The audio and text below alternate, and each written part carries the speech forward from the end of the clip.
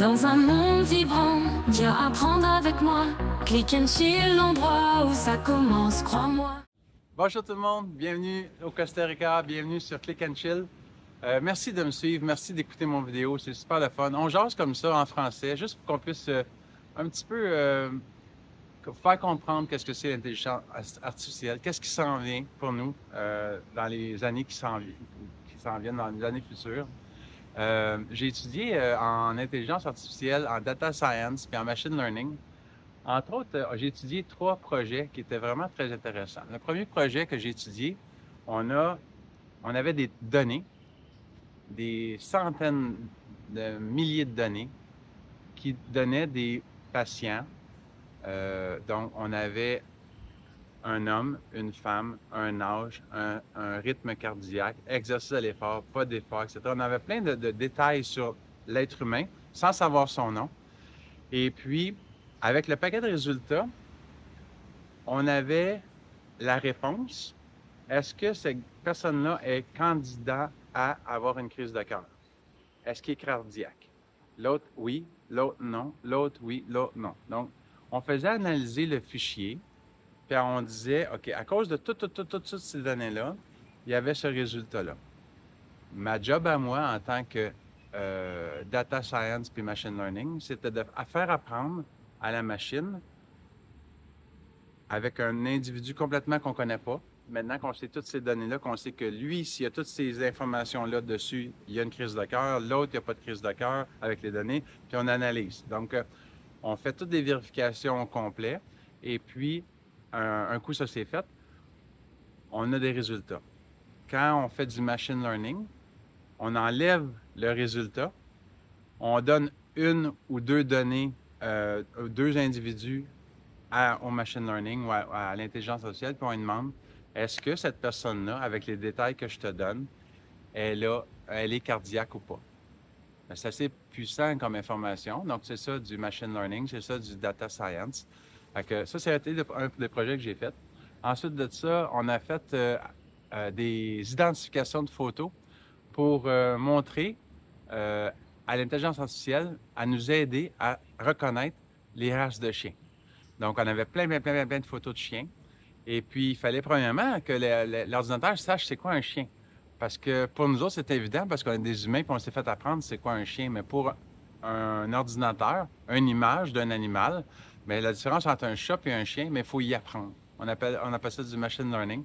Fait que c'est ça. On a commencé par faire à y apprendre c'est quoi un chien. Puis après ça, bien, il fallait savoir c'est quoi la différence entre un bulldog, un lévrier, un berger allemand, un chien esquimau, puis etc. Donc, il fallait faire la différence. Donc, on a downloadé plein d'images de chiens. Puis, on s'est mis à faire des explications en disant, OK, si tu vois cette image-là, puis que le chien il est blanc et noir, puis il y a 4 pattes, puis à peu près cette hauteur-là, puis il y a ci, puis il y a ça, etc. Tous les facteurs qu'on peut avoir pour éclairer à un chien esquimau, bon, il donnait l'information. Après ça, on donnait plusieurs photos de chiens esquimaux pour qu'ils puissent faire la différence de, OK, mais un chien esquimau vu de derrière, un chien esquimau vu de devant, un chien esquimau vu d'en dessous, vu par-dessus. C'est quoi la différence versus un malamute qui se ressemble beaucoup. Donc, c'est des affaires comme ça qu'on a appris. Fait qu'on a fait beaucoup. Puis un coup que le machine learning était fait, bien, on lui montrait une image d'un chien, n'importe quel chien, puis il fallait qu'il nous dise c'est quoi. Puis, il y avait des erreurs, mais plus qu'on lui montrait des images de chiens qu'il ne connaissait pas, bien, on faisait apprendre. Jusqu'à temps qu'on ait un pourcentage de satisfaction qui fasse en sorte que notre apprentissage ou notre machine learning fonctionne. Aujourd'hui, vous avez des téléphones cellulaires que vous mettez la photo de quelque chose, puis vous dites « Hey, peux-tu me dire c'est quoi ça? » Bien, c'est ça du machine learning. C'est ça qu'on a fait apprendre à notre téléphone cellulaire ou l'intelligence artificielle pour dire « Dis-moi c'est quoi qu'il y a sur cette photo-là. » Donc, on veut être éclairé, mais le machine learning, c'est un petit peu ça. C'est qu'on fait analyser des centaines de milliers d'images, même dans des cas comme ça, comme Google, puis etc., Google Photos, puis tout ça, c'est des millions d'images. Et puis, maintenant, aujourd'hui, avec toute l'information qu'il y a dans l'ordinateur, bien, il est capable de nous dire exactement c'est quoi. Même si la photo est floue, même si la photo est mal prise, même si la photo, il va être capable de s'adapter, il va analyser vraiment avec les pixels de la photo, il va être capable de donner une réponse. C'est merveilleux, ces affaires-là. C'est vraiment des choses qui sont vraiment, vraiment le fun. Ensuite de ça, on a aussi fait des prédictions pour... vous savez, on a des automobiles puis des livres qui nous disent, on appelle ça le Black Book ou le Red Book, qui nous donne la valeur de nos véhicules. Donc, une Toyota Corolla 2020, mais ça a une certaine valeur si elle a 4 portes, puis c'est un modèle XLE, puis etc. Donc, l'information, ça donne une certaine valeur. La même chose pour une Toyota Camry avec le modèle LE, peu importe, de cette année-là, ça a une certaine valeur. Alors, on nous a demandé de faire la même chose, mais pour des bulldozers. Mais des bulldozers, ça n'avait jamais existé avant, des livres comme ça ou des tables de matière comme ça. Donc, on a décidé de faire ça. C'était vraiment très intéressant parce que on a eu plein de ventes passées de bulldozers, donc des années de bulldozers. Des bulldozers, je ne connaissais pas du tout ça, mais des années, des sortes d'essieux, des sortes de moteurs, des ci, des ça, puis ça s'est vendu à tel prix. Fait qu'on a cumulé l'information. Puis après ça, on a demandé à notre ordinateur, on a dit, écoute, là, j'ai une nouvelle image ou une nouvelle information à te donner. Un bulldozer de cette année-là, avec ce nombre d'essieux-là, avec cette information-là, comment est-ce que ça vaut? Puis on a été capable de créer un livre qui nous donne l'estimé des valeurs futures des véhicules. Fait que c'est vraiment ça l'intelligence artificielle, c'est de faire apprendre à un ordinateur comment ça fonctionne avec des données qu'on lui donne, puis il est capable d'apprendre, un petit peu comme je vous disais sur la vidéo précédente, avec les jeux d'échecs. Donc, je fais un petit collatéral là-dedans, c'est que quand vous regarderez l'autre vidéo juste avant, je parlais de jeux d'échecs, là aujourd'hui, mais avec les bulldozers, avec tout ce qu'on peut apprendre à une machine, mais après ça, ça peut nous servir dans le futur. Donc, ça devient des ordinateurs super intelligents qui peuvent nous aider beaucoup dans notre travail. Si mon père, il allait voir un médecin dans le temps, puis le médecin, il donnait son diagnostic, mais mon père avait confiance à ce médecin-là. Mais c'est quand même toujours bien le diagnostic d'une seule personne. Si l'intelligence artificielle, si le médecin de mon père pouvait consulter l'intelligence artificielle puis avoir des résultats sur ce que 10 000 médecins ont donné comme diagnostic selon les critères des performances de mon père ou des statistiques de mon père, bien, je pense que le médecin aurait une valeur ajoutée en donnant son diagnostic à mon père. Donc, on n'aurait pas besoin d'une deuxième avis à ce moment-là.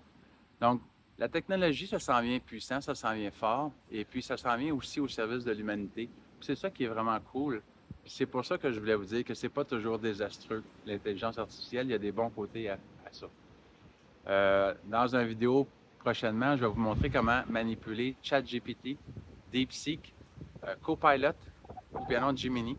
Copilot et Gemini, c'est surtout des logiciels qui sont utilisés, Gemini par Google pour montrer comment ça marche.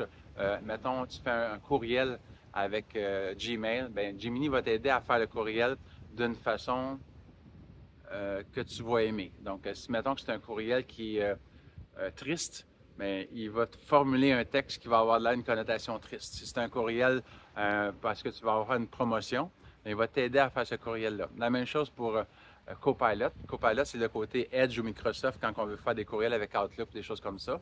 Donc, c'est le collatéral de ça. Mais ChatGPT et DeepSeek, c'est deux logiciels qui vont t'aider à inventer des histoires, créer des chansons, te donner des réponses à tout ce que tu as besoin au niveau de questionnement, comment on va faire pour réparer un tel produit, ou comment faire pour créer telle affaire. Donc, il va t'aider à ce geste-là. On le fera ensemble. Je vais vous montrer comment ça fonctionne réellement. Parce qu'il y a des façons de demander à ChatGPT, conter, mettons, une histoire. Tu veux conter une histoire à quelqu'un, mais à ce moment-là, cette histoire-là, si tu dis « conte-moi une histoire », mais c'est trop court. Si tu fais « conte-moi une histoire sur l'archéologie dans l'année 2000 avant, peu importe », à ce moment-là, on va avoir des statistiques plus claires. Fait que c'est un petit peu ça que je voulais vous conter. On va vous donner des détails sur la prochaine session sur ChatGPT, DeepSeek, Copilot, puis Gemini. Donc, c'est des affaires qu'on va pouvoir commencer à manipuler ensemble. J'espère que vous allez aimer ça. Merci beaucoup encore une fois de me suivre sur ma chaîne Click and Chill. Je suis vraiment content du résultat que j'ai à date. Alors, regardez les autres vidéos, partagez l'information que je vous donne avec les autres pour avoir un peu plus d'abonnés. Puis je suis vraiment content de pouvoir jaser de ça tranquillement, relax, à des gens de mon âge, puis en français en plus. Donc j'espère que ça vous sert un petit peu, puis j'espère qu'on y va tranquillement, pas vite. Je fais pas mes vidéos trop longues parce que je veux pas non plus que ça tombe dans le redondant. Fait que la prochaine fois, on va parler un peu plus en détail des logiciels qu'on peut utiliser pour poser des questions à l'intelligence artificielle. Merci beaucoup encore une fois. Bonne journée. Puis merci d'être avec moi au Costa Rica. Je vous montre des petites vidéos tantôt. Merci, bye. Bonjour. Dans un monde vibrant, viens apprendre avec moi. Click and chill, l'endroit où ça commence, crois-moi. Gérer le temps, c'est un art à perfectionner. Au Costa Rica, l'aventure à apprécier. Sous les palmiers, où la vie est douceur, on explore la nature, on laisse parler le cœur. Click and chill, click and chill. Un espace d'ouverture, un moment tranquille. Intelligence artificielle, on y croit. Pour un futur éthique, ensemble on choisit la voie. Dans la jungle épaisse, les oiseaux chantent. Chaque instant que tu prends, c'est une chance charmante. À prendre la retraite, une vision à long terme. Dans ce havre de paix, on s'immerge, on s'affirme. Les animaux dansent au rythme de la vie. Click and chill, un royaume de clarté. click and chill, click and chill. Un espace d'ouverture, Un moment tranquille, intelligence artificielle, on y croit. pour un futur éthique, ensemble on choisit la voie. Explore les merveilles, écoute les sons. Chaque rencontre, chaque lieu résonne à l'unisson. Dans ce